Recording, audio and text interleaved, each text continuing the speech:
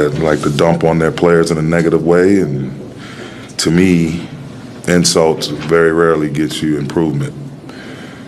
Insults very rarely get you improvement, and you try to address the things that you need to get better at, but more so focus on the things, the positives, and let guys know it's okay to fail.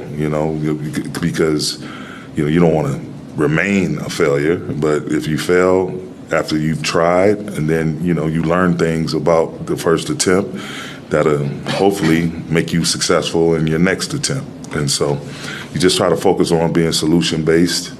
And again, I just never believed in quote-unquote calling guys out or insulting guys or dumping on guys negatively.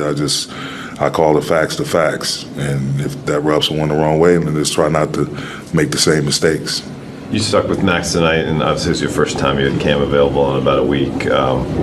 As you get guys healthier, hopefully for your guys' sake, are you anticipating more like starting lineup shuffling that you're going to have to be managing? Man, at some point, we're going to have to cross that bridge when we get to it.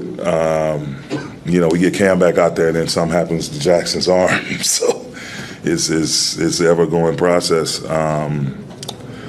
The biggest thing is just having guys that are capable. If you need to call their number, that's been submerged in real game minutes, and Max is one of those guys, and he's played well against some really good competition, and so if we need to go back to him, great. If it becomes a situation where we're plentiful with our healthy bodies and his minutes go down, then he has to be okay with that too. I've been a part of teams both as a player and coach where the roster is so deep that guys have to understand it's about the big picture, long-term goal, and not getting in their feelings. And because sometimes low minutes are more circumstantial as opposed to directed at something you may have done wrong. How gratifying was it to see Jalen get on the board, get his first points of his NBA career? It was great, man. After that end-of-game performance in Philly, I thought those guys kind of came out like deer in headlights.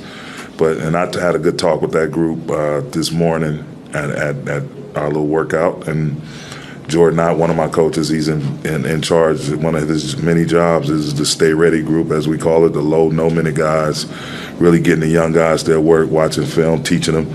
And he also spoke with them as well, showed them some stuff on film.